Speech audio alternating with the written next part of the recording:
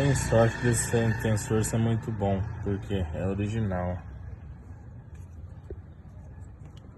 Estourou a capa não soltou. Só não deu merda porque Deus tá com nós.